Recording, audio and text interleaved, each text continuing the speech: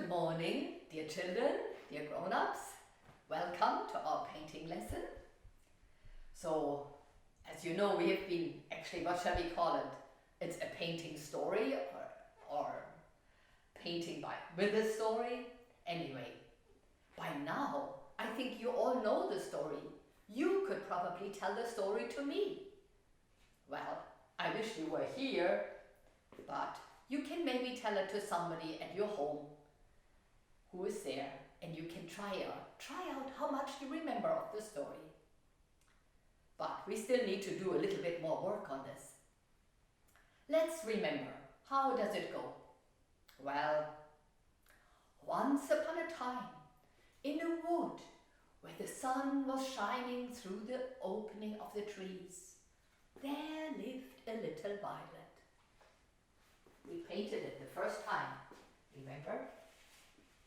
There lived a little violet, and it could look up through the opening of the trees, and it saw the blue sky. This was the first time that the violet saw the blue sky, and it felt a little bit afraid. It wasn't sure why it was afraid, but it was a mighty thing it was seeing there. Then, what was the next thing we did? We painted the dog. Along came a dog. And the violet said, "What is that up there that is blue like me?" And the dog said, "Oh, that is a great big giant violet. It's grown so big that it can come and crush you." Then the violet was even more afraid than before. And it did not want to look up at the blue sky anymore. But it hid itself under a leaf that had blown down from a tree and stayed there all day long and all night. But the next morning it crept out from under the leaf. And the first thing the violet saw was the rising sun and the rosy dawn. Remember, we painted this last time. And when it saw the rising sun and the rosy dawn, it forgot about its fear. And it was no longer afraid, but glad at heart. But by and by, the sky turned blue again, and then it remembered that maybe this great big violet was going to come and crush it. But who came by? A little lamb. And the violet said to the lamb, What is that up there? That great big blueness, blue like me?"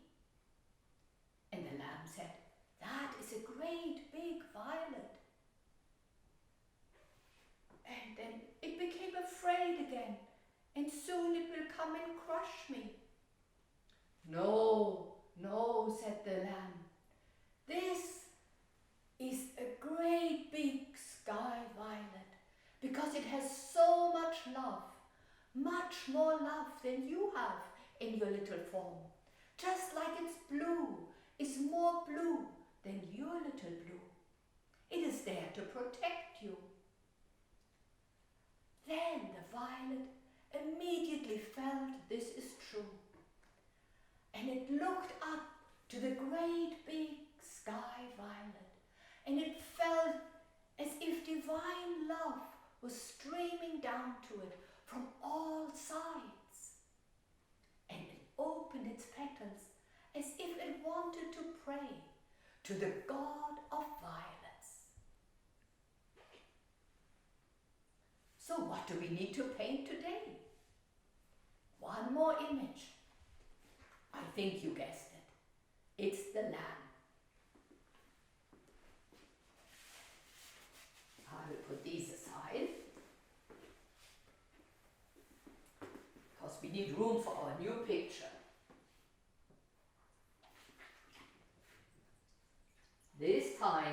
we will not start with wax crayons.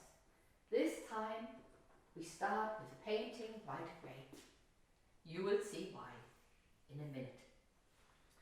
Okay, so we have given our paper a bath in the water. Now we gently wipe off the extra water. There's no puddle and no bumps, no extra air pockets underneath, but all nice and smooth.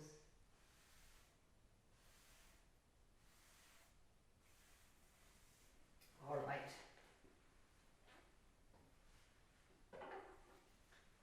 So I thought today we start by painting a little bit of that rosy dawn.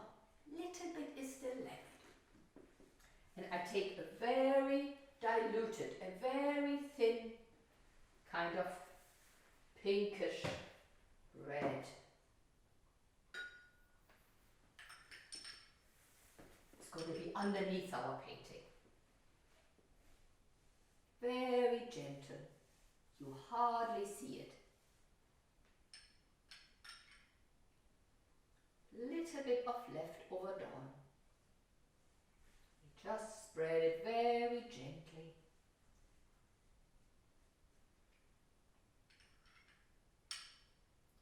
It's called an undercoat. Painters do that sometimes. Sometimes they make the whole painting first in another color before they paint on it what they really want to show. We have a little bit of that rosy dawn left. So take your time and enjoy how the paint colors and warms up the whole paper with a nice rosy glow. Almost as if it is blushing. Very gently cover the whole thing. Remember how it made the little violet feel so much better when it saw the rosy dawn.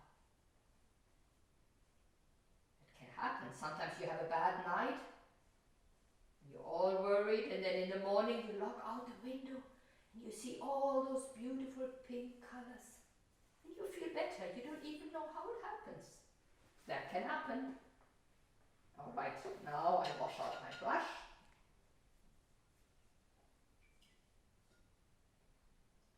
And I will put a little bit of the yellow down below. Just like the sun has to warm up the earth for things to grow. Give a little yellow down here.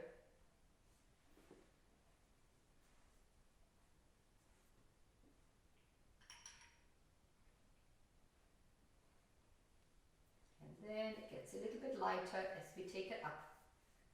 A little bit lighter. So we have the strongest yellow down here and then lighter as we go up. You might remember that from when we did it last time. Now, go to our blue. I soon have to make some more blue. We've used so much blue for these painting sessions. I will have to mix up some more. Alright, but there's going to be enough for today. Here comes the blue. The sky turned blue again on a nice day. And the strongest blue is at the top, and then it gets lighter down below. It's almost like it arches over you as if you were inside a big bell.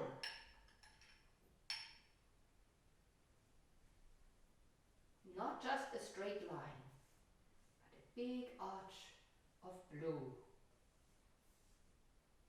Slowly it comes down more.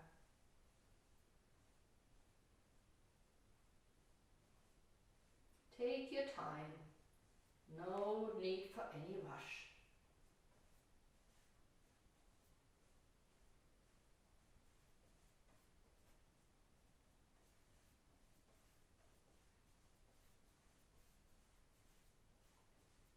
And now I will take some more blue and have some blue from below coming up to make a nice green.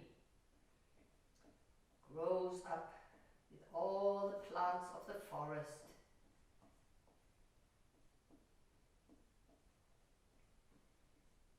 All the herbs and grasses and flowers. It's all growing up towards the sky.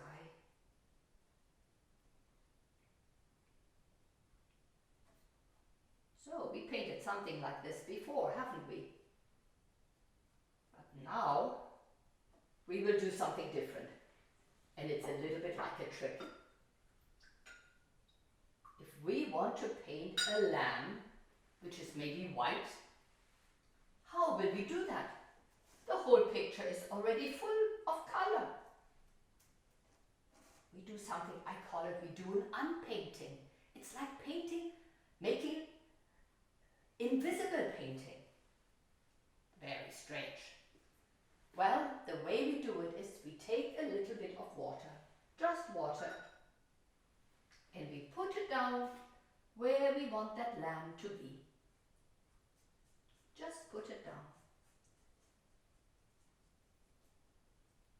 And it doesn't have to be very exact because, you know, the wool makes it look a little bit amorphous, many different shapes. And then we make our brush very dry. We make sure there's no water left, and we can take a rag or paper towel, whatever you have at home. And now we will take away what we have painted. Where the water was, we now take it away. Can you see the little lamb coming? Can you see how the lamb comes out? Their legs. But in between we always have to wash out the brush. Otherwise the lamb will look all green. It has to be really clean. And then we can follow the water and take it away. And the little lamb will be left over. Make a nice round furry body. All that white wool. And when lambs are quite young, they even have a tail that is sort of longish. Later they just have a short tail. There we go. There's our lamb. And maybe we'll give it a little, the ears sticking out.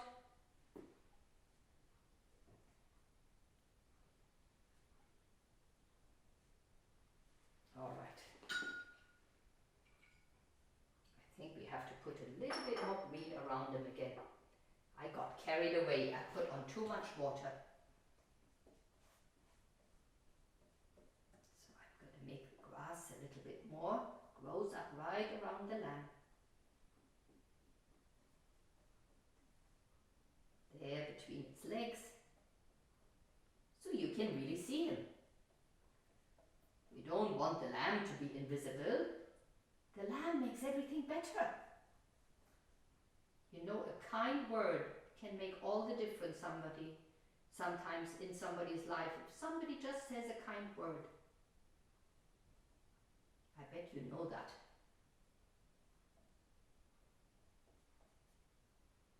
All right, little lamb, here you go. Let's make sure we can see you.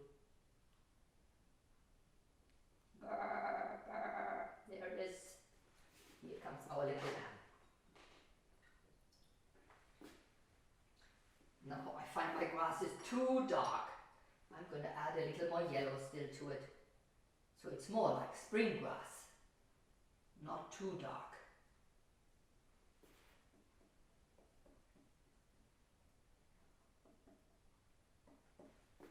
Alright. Here's the little tail. We have the grass just around the tail. I was too much in a rush. And I had to do it over again. But that doesn't matter. Because nobody's running away, right? You're all there still. I trust you are. Here's our little lamb. Maybe we need a little more blue sky on top. So we can really see it. The sky comes down to the lamb. Here's our little lamb. Oh, it's a very kind lamb. It cheers up the violet, and the violet is no longer afraid. Look, I make it an ear, and here's another ear.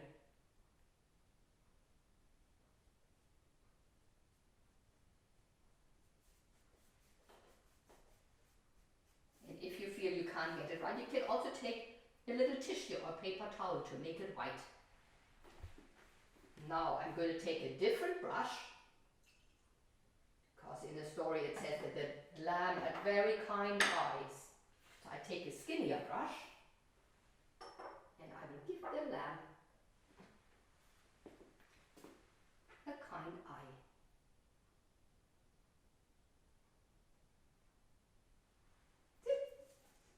There's the eye of the lamb. If you like, you can give it 2 eyes. Shall we do that? Yeah, I think many children like to see 2 eyes, not just one from the side. There. There it is.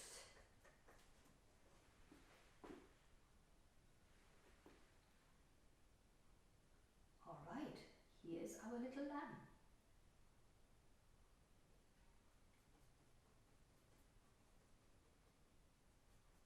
A little bit trickier to do that.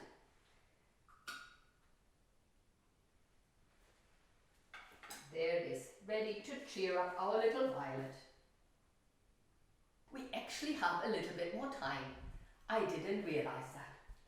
So I think we will still add a tree to it, because this way it looks like the lamb is in a meadow and not in the woods where the violet grows. So I think we will add a tree, just one, because it gets too crowded otherwise. I will take some of the red. That would also be a good balance to all that green. So I will make a tree growing right here behind the lamb. Big tree, right growing up. And it has its branches going to the side. And maybe one branch goes very big over here. Take a little bit more color. That way you know that lamb is also come into the woods.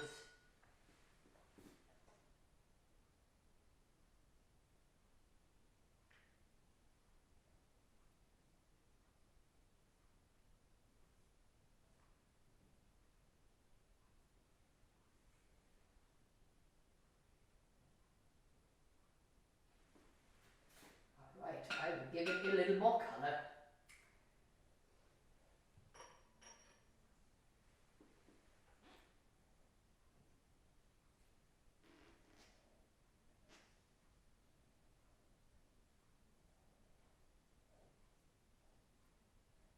So we can really see the tree. All right, what does it need? Maybe a little bit of blue still. The trees are so interesting at this time of the year. Some wake up early and some are very slow before they have their leaves. Oh, I think I took too much. I have to stroke it on the side of my jar so I don't make a big mess. There we go. See how it's growing up all the way across, spreading its branches. And one can still see the blue sky right through the branches, because it's not yet all full of leaves. There, I think that looks better. And if you like, you can take a little bit of the brown that you've made from the tree. You can mix some into the earth a bit. Need a little more color in the earth here.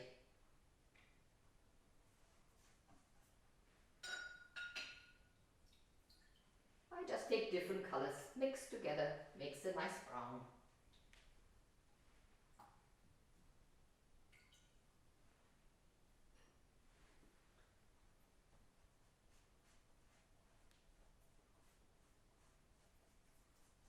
Here goes our little lamb.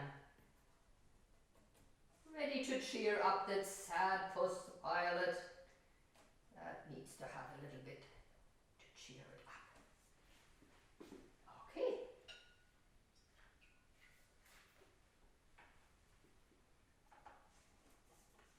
There we go. I think that's even better. Take a look. Alright, so next time we will put all the pictures we've made together. And goodbye, and see you in a week.